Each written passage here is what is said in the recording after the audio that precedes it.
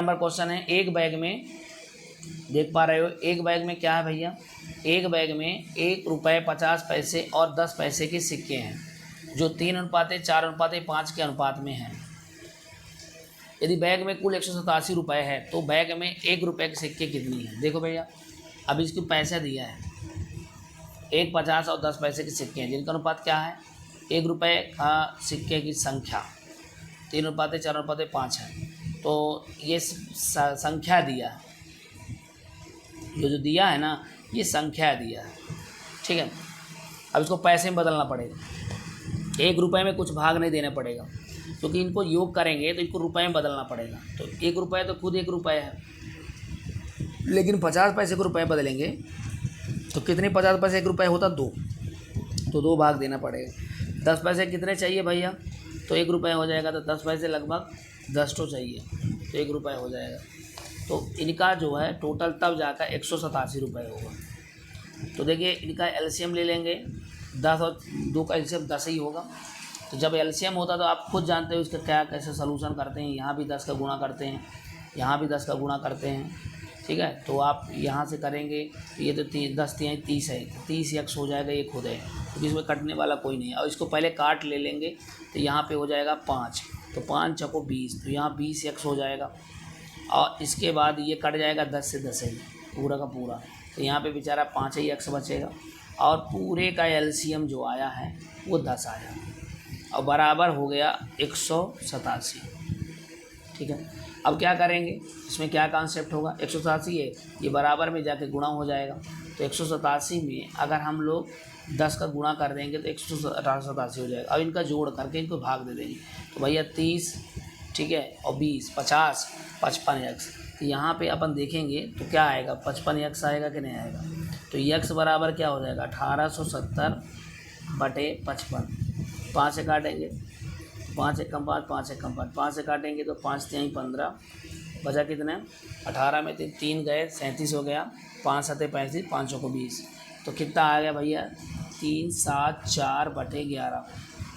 तो 11 तिहाई 33, बचा 4, 11 4 44, 34 आएगा बेटा।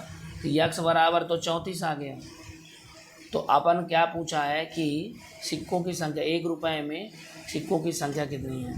तो भैया x की वैल्यू ये है, ठीक है। तो x की वैल्यू क्या है, इनकी संख्या कितनी है, एक रुपये की 3x, तो 3 गुणे 4 कर 34 कर देंगे, तो 3 चको 12, 3 त्रिका 9, 1 10, 102 आएगा बेटा। तो इसमें आंसर जो आएगा ना बेटा वो 102 आएगा। क्लियर है, इस तरह इसको बदलना पड़ता है बेटा, ठीक है।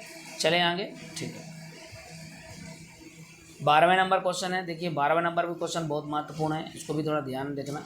प्रश्न क्या कह रहा है, देखिए पहले प्रश्न ये कह रहा है कि किसी विद्यालय में पहली 3 कक्षाओं में छात्रों की संख्या 5:8 है।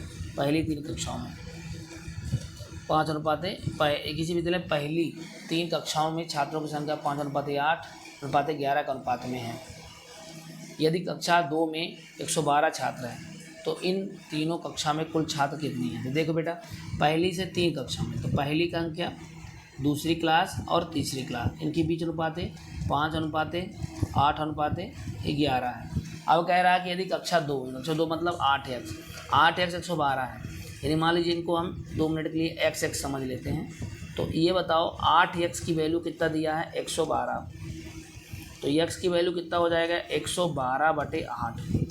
तो 8 से भाग दोगे तो कितना, 8 एकम 8, तो भैया कितना बचा, तो 3 बचा, तो 8 चौको 32, तो x बराबर 14 आ गया। तो तीनों कुल छात्र कितने होंगे।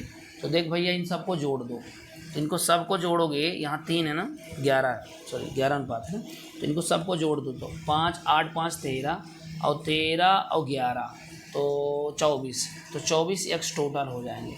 अब x की वैल्यू हमने क्या निकाला भैया, तो आप कहेंगे सर x की वैल्यू आपने निकाला है 14, तो हमने यहाँ पे 14 कर दिया, ठीक है, 14 कर दिया। तो 14 चौको 56 और 14 दूना 28 और 5 तो हो जाएगा 33, तो 336 इसका आंसर आ जाएगा बेटा। तो 336 यानी पहला वाला आपका आंसर हो जाएगा, ठीक है। समझ में आ गया कि नहीं आ गया? तो इस तरह का प्रश्न है, बहुत इजी कॉन्सेप्ट है, बहुत जल्दी से जल्दी आप करना चाहेंगे तो ज़रूर समझ में आ जाएगा दोस्तों। ठीक है, तो बहुत ही इजी कॉन्सेप्ट में क्वेश्चन चल रहा है हमारा। ठीक है, देखिए बहुत ही कॉन्सेप्टेबल है। 13 नंबर क्वेश्चन का क्या कह रहा है? 13 नंबर बहुत ईजी है। कह रहा है कि भैया 3 संख्या का घन है, ये घन दिए हैं, तो उनका वर्ग का अनुपात क्या होगा? देखिए, तो घन है तो इसका घन मूल क्या होगा? 5, इसका क्या हो जाएगा? 6, और इसका क्या हो जाएगा? 7, और इसका वर्ग कर देना है आप, तो वर्ग का कर दीजिए सबका। तो वर्ग कर देंगे तो 5 25, 6 छंग 36, 7 7 49, तो ये आपका बी ऑप्शन होगा। क्लियर है? ठीक। नेक्स्ट क्वेश्चन है, किसी कारखाने में, ठीक है, किसी भी कारखाने में पुरुष तथा महिला श्रमिकों की संख्या का अनुपात 6:10 है। ठीक है, किसी कारखाने में पुरुष और महिला, पुरुष यदि 16 है तो महिला 10 है। यदि 40% पुरुष तथा 50% महिला निरक्षर है, साक्षर पुरुषों की संख्या यदि 375 महिलाएं पढ़ी लिखी हों, क्या है? यदि 375 महिला पढ़ी लिखी हैं, तो देख बेटा, अपन बात करते हैं 16 और 10 अनुपात के हैं। ठीक है, 40% जो हैं पुरुष, यदि 40% पुरुष तथा 50% महिलाएं निरक्षर हो, ठीक है, निरक्षर हो, तो साक्षर पुरुषों की संख्या कितनी होगी? तो देखिए 16:10 है। ठीक है, तो इनको अगर जोड़ोगे तो टोटल मिला के 26 होते हैं। 26 में अब अगर हम दिमाग लगाते हैं, 16 पुरुष है, पुरुष में मान लीजिए 16 ही मानते हैं, 40% पुरुष हैं, 16 का 40% कितना हुआ? पहले 16 का 40% निकालो, 16 का 40% निकालें, 0 0 और 4 थोड़े सा को 64 64 6.4 आए, तो 6.4 यदि कम करोगे तो लगभग 9 मान लीजिए 6 बचेगा, तो 9.6 जो है पुरुष बचे, और महिला 50% है, यानी 5। तो यदि 375 महिला पढ़ी लिखी, यानी 5 एक्स की वैल्यू 375 है। ध्यान रखिएगा, यही कॉन्सेप्ट लेना था। 375 है तो 5 एक कम 5, और 5 सते 35, और 5 25, 75 आया। एक्स की वैल्यू क्या आया? 75। तो क्या कह रहा है? तो पुरुषों की संख्या क्या है? साक्षर पुरुष, तो ये बताओ। तो 40% जो है साक्षर पुरुष हैं, तो 9.6 आ जाएगा। तो 75 गुणे लगभग 9 करिए या 10 कर दीजिए, तो 750, यानी 750 मतलब लगभग 750, यानी बी आपका इसका आंसर सही जाएगा। ठीक है, 9.6। भैया अगर 75 है आपका आया, अभी हमने 75 निकाला कि नहीं, तो 75 गुणे अगर 9.6 भी कर रहे हैं, ठीक है, तो लगभग 720 आपका आंसर आ जाएगा। तो इसका आंसर बी हो जाएगा। क्लियर है? ठीक है, तो इस तरह का क्वेश्चन आता है बेटा, बहुत ही डाउट क्लियर हो जाएगा। 15 नंबर क्वेश्चन क्या कह रहा है? 15 नंबर क्वेश्चन देखिए, अच्छे से क्लियर करके बताइए। 15 नंबर क्वेश्चन क्या कह रहा है? 15 नंबर ये कह रहा है कि यदि 3 ऐसी संख्याएं प्रतीत करो जिनका अनुपात 3:2:5 हो और उनके वर्गों का योगफल 1862 है, तो इनके वर्गों का योगफल करिए भैया। 3x², तो ये 3 3 9x² हो जाएगा, 2 दूना 4x² हो जाएगा, और 5 25x² हो जाएगा, क्योंकि वर्गों का योग 1862 हो रहा है। तो 9 4 13, और 13 और 25, तो 25 10 35, और 3 38 38x² हो जाएगा। 38x² 1862, तो x² बराबर हो जाएगा 1862/38। तो 2 से काट दो इसको, तो 9 दूना 18, 2 3 6, 2 1 कम 2, तो 931, तो यही हो गया। अब 2 से काटोगे भैया तो 19 दूना 38, 19 आ गया। 19 का आप टेबल पढ़िए, तो ये एक्स की वैल्यू हमें 100%। अच्छा, एक चीज़ और है, एक स्क्वायर है भैया, तो 19 का पढ़ेंगे तो 19 से कम 19 3 19 95, ज़्यादा हो रहा, 1976 हो गया। अब बचा कितना भैया? तो इसको घटा करके देख लेना, अंडर रूट आ जाएगा। इसके बाद इनके वर्गों का योगफल इतना है, तो 3 प्रतीत करो, तो 3 एक्स की वैल्यू जब निकल जाएगा तो इनमें सब में गुणा कर देना।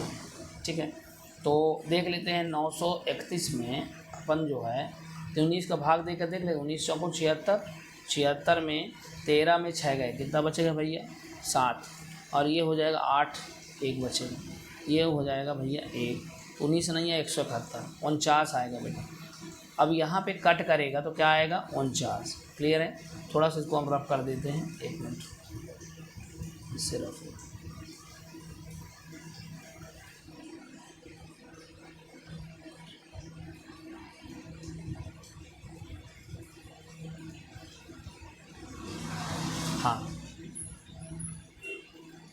अब ये एक्स स्क्वायर की वैल्यू आए 49, तो ये एक्स बराबर क्या हो जाएगा 7 आ जाएगा। तो इसमें गुणा करेंगे तो उनके वर्गों का योगफल नहीं, इन अंगा क्या होगा। तो देखो तो 3 अभी नंबर क्या थे भैया, 3 एक्स थे, 2 एक्स थे और 5 एक्स थे। तो 3 7 21 और 7 दूना 14 और 7 पना 35, तो 21 14 35 होगा आंसर। ठीक है, समझ में आ रहा है कि नहीं आ रहा। इसी तरह से प्रश्न आते हैं बेटा, और इस तरह से और प्रश्न प्राप्त करना चाहते हैं हमारे चैनल से जुड़ सकते हैं। तब तक के लिए धन्यवाद, थैंक यू।